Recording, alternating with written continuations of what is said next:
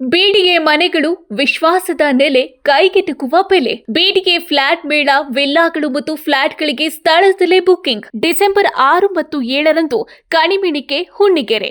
ಗ್ರಾಹಕರು ಎಲ್ಲಾ ಬಿಡಿಎ ಯೋಜನೆಗಳಲ್ಲಿ ಲಭ್ಯವಿರುವ ಫ್ಲಾಟ್ಗಳನ್ನು ಖರೀದಿಸಬಹುದು. ಸಹಾಯವಾಣಿ ಸಂಖ್ಯೆ 9413166622. ದೇಶದ ಇಂದಿನ ಪ್ರಮುಖ ಸುದ್ದಿಗಳನ್ನ ನೋಡ್ತಾ ಹೋಗೋಣ. ನಾನು ರಂಜಿತಾ ರೇವಣ್ಣ. ಮೊದಲನೆಯದಾಗಿ, ಭಾರತ ಮತ್ತು ರಷ್ಯಾ ದೇಶಗಳು ದಶಕಗಳ ಕಾಲ ಪರಸ್ಪರ ವಿಶ್ವಾಸ, ಸಹಯೋಗ ಮತ್ತು ತಂತ್ರಜ್ಞಾನ ಹಂಚಿಕೆಯಿಂದ ಗಟ್ಟಿ ಸಂಬಂಧ ಹೊಂದಿವೆ. ಈ ದಿಟ್ಟ ಬಾಂಧವ್ಯಕ್ಕೆ ಮತ್ತೊಂದು ಮೈಲಿಗಲ್ಲು ಸೇರುವಂತೆ ಪ್ರಧಾನಮಂತ್ರಿ ನರೇಂದ್ರ ಮೋದಿ ಮತ್ತು ರಷ್ಯಾ ಅಧ್ಯಕ್ಷ ವ್ಲಾಡಿಮಿರ್ ಪುಟಿನ್ ನಡುವೆ ನಡೆದಂತ ಉನ್ನತ ಮಟ್ಟದ ಮಾತುಕತೆಯಲ್ಲಿ 2030ರವರೆಗೆ ವ್ಯಾಪಾರವನ್ನ ಹೊಸ ಮಟ್ಟಕ್ಕೆ ಒಯ್ಯುವ ಆರ್ಥಿಕ ಸಹಕಾರ ಯೋಜನೆ ಘೋಷಿಸಲಾಯಿತು.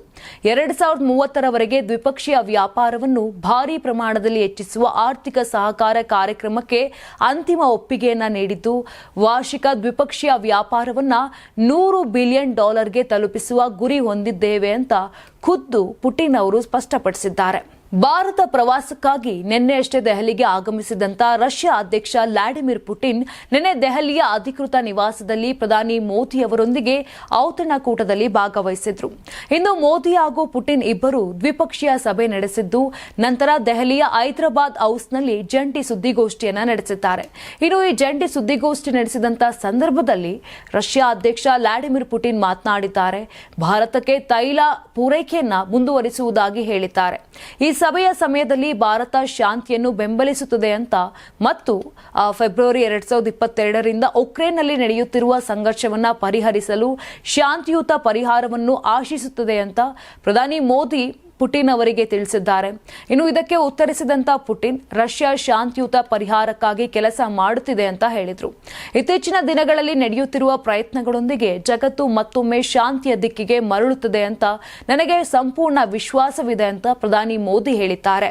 ಭಾರತ ಪ್ರವಾಸದಲ್ಲಿರುವ ರಷ್ಯಾ ಅಧ್ಯಕ್ಷ ವ್ಲಾಡಿಮಿರ್ ಪುಟಿನ್ ಹಾಗೂ ಭಾರತದ ಪ್ರಧಾನಿ ನರೇಂದ್ರ ಮೋದಿ ಇಂದು ದೆಹಲಿಯಲ್ಲಿ ಜಂಟಿ ಸುದ್ದಿಗೋಷ್ಠಿಯನ್ನ ಉದ್ದೇಶಿಸಿ ಮಾತನಾಡಿದ್ದಾರೆ.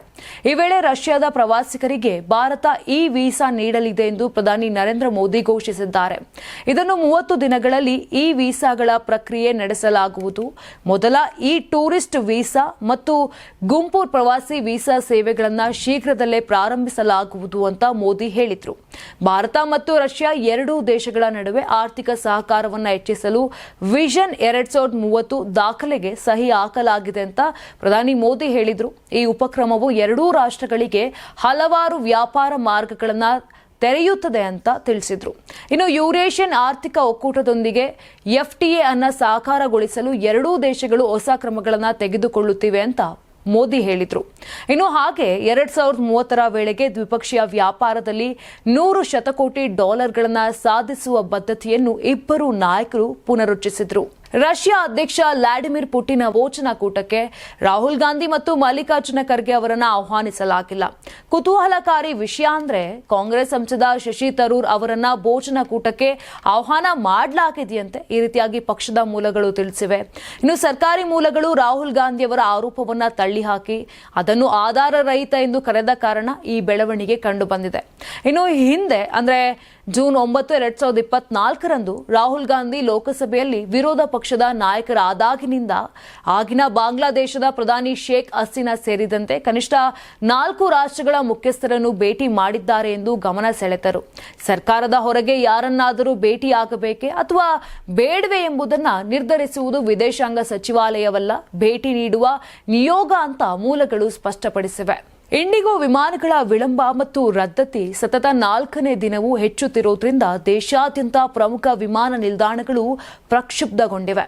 ನೂರಾರು ವಿಮಾನಗಳು ವಿಳಂಬ ಅಥವಾ ರದ್ದತಿಯಿಂದಾಗಿ ಪ್ರಯಾಣಿಕರು ಪರದಾಡ್ತಿದ್ದಾರೆ. ವಿಮಾನಯಾನ ಸಂಸ್ಥೆಯು ಗ್ರಾಹಕರು ಮತ್ತು ಪಾಲುದಾರರಿಗೆ ಕ್ಷಮೆ ಕೇಳಿಕೊಂಡೇ ತನ್ನ ಕಾರ್ಯಾಚರಣೆಯನ್ನ ಶೀಘ್ರವಾಗಿ ಸುಗಮಗೊಳಿಸುವತ್ತ ಗಮನ ಹರಿಸಿದೆ ಅಂತ ಹೇಳಿದ್ರು ಕೂಡ ಶುಕ್ರವಾರ ಹಲವಾರು ವಿಮಾನ ನಿಲ್ದಾಣಗಳಲ್ಲಿ 400ಕ್ಕೂ ಹೆಚ್ಚು ಇಂಡಿಗೋ ವಿಮಾನಗಳನ್ನು ರದ್ದುಗೊಳಿಸಲಾಗಿದೆ ಅಂತ ವರದಿಯಾಗಿದೆ. ಇನ್ನು ಗುರುವಾರ 6 ಮೆಟ್ರೋ ವಿಮಾನ ನಿಲ್ದಾಣಗಳಲ್ಲಿ ವಿಮಾನಯಾನ ಸಂಸ್ಥೆಯ ಸಮಯಕ್ಕೆ ಸರಿಯಾಗಿ ಕಾರ್ಯಕ್ಷಮತೆ 8.5%ಗೆ ಇಳಿದಿದೆ. ಕಳೆದ ಕೆಲವು ದಿನಗಳಿಂದ ಹಲವಾರು ಹೇಳಿಕೆಗಳನ್ನು ನೀಡುತ್ತಾ ಇಂಡಿಗೋ ಸಾಮೂಹಿಕ ವಿಳಂಬ ಮತ್ತು ರದ್ದತಿಗೆ ಹಲವಾರು ಅಂಶಗಳನ್ನು ದೂಷಿಸಿದೆ. ಭಾರತದ ದೇಶೀಯ ವಿಮಾನಯಾನ ಮಾರುಕಟ್ಟೆಯಲ್ಲಿ 60%ಕ್ಕಿಂತ ಹೆಚ್ಚು ಪಾಲನ್ನು ಹೊಂದಿರುವ ಇಂಡಿಗೋ ಈಗ ಕಠಿಣ ಸಮಯವನ್ನು ಎದುರಿಸುತ್ತಿದೆ. ಕಳೆದ 20 ವರ್ಷಗಳಲ್ಲಿ ಇದೇ ಮೊದಲ ಬಾರಿಗೆ ಇಂಡಿಗೋದ 1000ಕ್ಕೂ ಹೆಚ್ಚು ವಿಮಾನಗಳ ಹಾರಾಟದಲ್ಲಿ ವ್ಯತ್ಯಯ ಉಂಟಾಗಿದೆ. ಇಂಡಿಗೋ ಸಂಸ್ಥೆ ಪ್ರಯಾಣಿಕರಲ್ಲಿ ಕ್ಷಮೆ ಯಾಚಿಸಿದ್ದು, ಫೆಬ್ರವರಿ ವೇಳೆಗೆ ಸಮಸ್ಯೆ ಸರಿಪಡಿಸುವುದಾಗಿ ಭರವಸೆ ನೀಡಿದೆ. ಈ ಬಿಕ್ಕಟ್ಟಿನ ಬೆನ್ನಲ್ಲೇ ಡಿಜಿಸಿಎ ರೋಸ್ಟರ್ ಆದೇಶವನ್ನ ಹಿಂಪಡೆದಿದೆ. ವಿಮಾನಯಾನ ಸಿಬ್ಬಂದಿ ಸಾಪ್ತಾಹಿಕ ವಿಶ್ರಾಂತಿಗೆ ರಜೆಯನ್ನು ಬದಲಾಯಿಸಬಾರದು ಎಂಬ ತನ್ನ ಇತ್ತೀಚಿನ ನಿರ್ದೇಶನವನ್ನ ಡಿಜಿಸಿಎ ತಕ್ಷಣವೇ ಹಿಂದಕ್ಕೆ ಪಡೆದುಕೊಂಡಿದೆ. ಸಿಬ್ಬಂದಿ ಕೊರತೆಯೇ ಕಾರಣ ಎಂದು ಹೇಳಲಾಗುತ್ತಿದೆ. ಈಗ ಪ್ರಶ್ನೆ ಉದ್ಭವಿಸುತ್ತಿರುವುದು, ಇಷ್ಟು ದೊಡ್ಡ ವಿಮಾನಯಾನ ಸಂಸ್ಥೆಯು ಇದ್ದಕ್ಕಿದ್ದಂತೆ ಸಿಬ್ಬಂದಿ ಕೊರತೆಯನ್ನ ಏಕಾಏಕಿ ಹೇಗೆ ಎದುರಿಸುತ್ತಿದೆ ಎಂಬುದಾಗಿ. ಇನ್ನು ಫ್ಲೈಟ್ ಡ್ಯೂಟಿ ಟೈಮ್ ಲಿಮಿಟೇಷನ್ ನಿಯಮದಿಂದ 1 ವಾರಕ್ಕೆ 2 ದಿನ ಪೈಲಟ್ಗಳಿಗೆ ವಿಶ್ರಾಂತಿ ನೀಡಬೇಕಾಗಿತ್ತು. ಈಗ ಈ ನಿಯಮ ಕಡ್ಡಾಯ ಜಾರಿಯಿಂದ ವಿನಾಯಿತಿಯನ್ನು ನೀಡಲಾಗಿದೆ.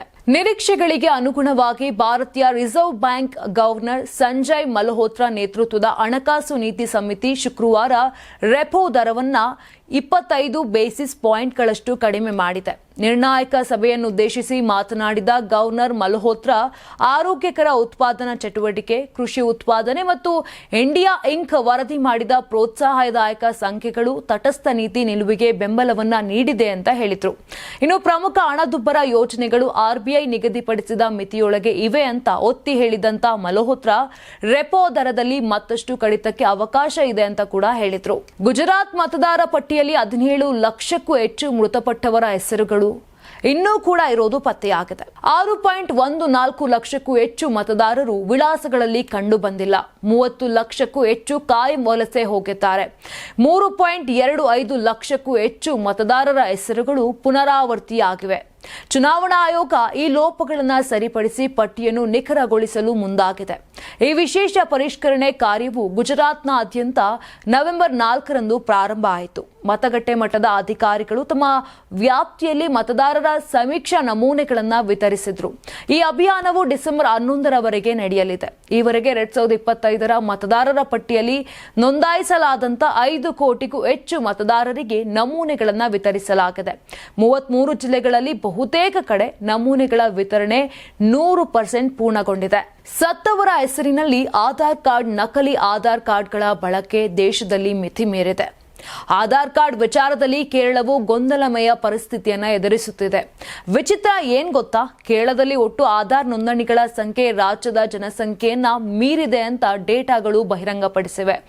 ರಾಜ್ಯದಲ್ಲಿರುವ ಒಟ್ಟು ಜನಸಂಖ್ಯೆ 3,60,63,000. ಆದರೆ ಸೆಪ್ಟೆಂಬರ್ 30, 2025ರ ಹೊತ್ತಿಗೆ ರಾಜ್ಯದಲ್ಲಿ 4,09,68,282 ಆಧಾರ್ ಕಾರ್ಡ್ಗಳಿವೆ. ಅಂದ್ರೆ ಸುಮಾರು 49 ಲಕ್ಷಕ್ಕೂ ಹೆಚ್ಚು ಆಧಾರ್ ಕಾರ್ಡ್ಗಳು ಹೆಚ್ಚುವರಿಯಾಗಿ ಚಾಲ್ತಿಯಲ್ಲಿವೆ. ಮೃತ ವ್ಯಕ್ತಿಗಳ ಆಧಾರ್ ಸಂಖ್ಯೆಯನ್ನ ಸಕಾಲಿಕವಾಗಿ ರದ್ದುಗೊಳಿಸಲು ಅಥವಾ ನಿಷ್ಕ್ರಿಯಗೊಳಿಸದೇ ಇರುವುದು ಈ ಹೆಚ್ಚುವರಿ ಸಂಖ್ಯೆಗೆ ಪ್ರಮುಖ ಕಾರಣವಾಗಿದೆ. ಅದ್ಯಾಗೋ ಹಲವರು ನಕಲಿ ಆಧಾರ್ ಕಾರ್ಡ್ ಕೂಡ ಹೊಂದಿರಬಹುದು. ಕೇರಳ ಒಂದೇ ಅಲ್ಲ, ಹಲವಾರು ಇತರ ರಾಜ್ಯಗಳಲ್ಲಿಯೂ ಇದೇ ರೀತಿ ವರದಿಯಾಗಿದ್ದರೂ ಕೇರಳದಲ್ಲಿ ವ್ಯತ್ಯಾಸವು ತುಲನಾತ್ಮಕವಾಗಿ ಹೆಚ್ಚಾಗಿದೆ. ಕೃತಕ ಬುದ್ಧಿಮತ್ತೆ ಮತ್ತು ಯಂತ್ರ ಕಲಿಕೆ ತಂತ್ರಜ್ಞಾನಗಳನ್ನ ನ್ಯಾಯಾಂಗದಲ್ಲಿ ನಿಯಂತ್ರಣವಿಲ್ಲದೆ ಬಳಸುವುದನ್ನು ತಡೆಯುವ ಸಾರ್ವಜನಿಕ ಹಿತಾಸಕ್ತಿ ಅರ್ಜಿಯನ್ನು ಸುಪ್ರೀಂ ಕೋರ್ಟ್ ತಿರಸ್ಕರಿಸಿದೆ. ಈ ಸಮಸ್ಯೆಗಳನ್ನು ನ್ಯಾಯಾಂಗದ ನಿರ್ದೇಶನಗಳ ಮೂಲಕವಲ್ಲದೆ ಆಡಳಿತಾತ್ಮಕವಾಗಿ ಪರಿಹರಿಸಬಹುದು ಅಂತ ನ್ಯಾಯಾಲಯ ಸ್ಪಷ್ಟಪಡಿಸಿದೆ. ಎಐ ಉತ್ಪನ್ನ ಪ್ರಕರಣಗಳ ಕಾನೂನುಗಳನ್ನು ಪರಿಶೀಲಿಸುವ ಜವಾಬ್ದಾರಿ ವಕೀಲರು ಮತ್ತು ನ್ಯಾಯಾಧೀಶರ ಮೇಲಿದೆ. ಇದನ್ನು ನ್ಯಾಯಾಂಗ ಅಕಾಡೆಮಿಗಳು ಮತ್ತು ಬಾರ್ ಸಂಘಟನೆಗಳು, ನ್ಯಾಯಾಂಗ ಅಧಿಕಾರಿಗಳು ಮತ್ತು ವಕೀಲರಿಗೆ ತರಬೇತಿ ನೀಡುವ ಮೂಲಕ ನಿರ್ವಹಿಸಬಹುದು ಅಂತ ಹೇಳಿದ್ರು. ನಾವು ಇದನ್ನು ಅತಿ ಎಚ್ಚರಿಕೆಯಿಂದ ಬಳಸುತ್ತೇವೆ. ಇದು ನಮ್ಮ ನ್ಯಾಯಾಂಗ ನಿರ್ಣಯದ ಮೇಲೆ ಪ್ರಭಾವ ಬೀರಲು ನಾವು ಬಯಸುವುದಿಲ್ಲ ಅಂತ ಸಿಜೆಐ ಹೇಳಿದ್ರು. ಇದಿಷ್ಟು ಆಗಿತ್ತು ದೇಶದ ಇಂದಿನ ಪ್ರಮುಖ ಸುದ್ದಿಗಳು. ಮತ್ತೆ ನಾಳೆ ಇದೇ ರೀತಿಯಾಗಿ ದೇಶದಲ್ಲಿ ಏನೆಲ್ಲ ಆಗ್ತಾ ಇದೆ, ಏನೆಲ್ಲ ಬೆಳವಣಿಗೆಗಳಾಗಿದೆ ಅನ್ನೋ ಒಂದು ಮಾಹಿತಿಯನ್ನ ಕೊಡ್ತಾ ಹೋಗ್ತೀನಿ. ನೋಡ್ತಾ ಇರಿ ಕರ್ನಾಟಕ ಟಿವಿ. ನೀವು ಸಣ್ಣ ಆಗ್ಬೇಕಲ್ವಾ? ಅದು ಒಂದು ಉತ್ತಮ ಆಹಾರದಿಂದ ಸಣ್ಣ ಆಗ್ಬೇಕಲ್ವಾ? ಪ್ರತಿದಿನ ನಮ್ಮ ಜೀನಿ ಸ್ಲಿಮ್ ನ ಯೂಸ್ ಮಾಡಿ ಯಾವುದೇ ಸೈಡ್ ಎಫೆಕ್ಟ್ ಇಲ್ದಂಗೆ ನೀವು ಸಣ್ಣ ಆಗ್ತೀರಾ.